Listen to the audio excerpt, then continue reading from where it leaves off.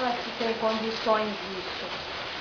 Depois é que a gente paga IPTU, certinho a conta da casa, as prestações, fora o que a gente já fez dentro dessa casa. Não é só eu, e sim todos os moradores. Gostaria que vocês tomassem algum tipo de atitude. Por favor, não pagarei enquanto vocês não consertar, arrumar o que tem que arrumar.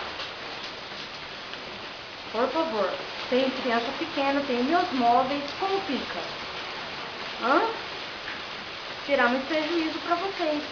Vocês têm que arrumar o mais rápido possível e asfaltar a rua e o bairro, porque já passou da hora.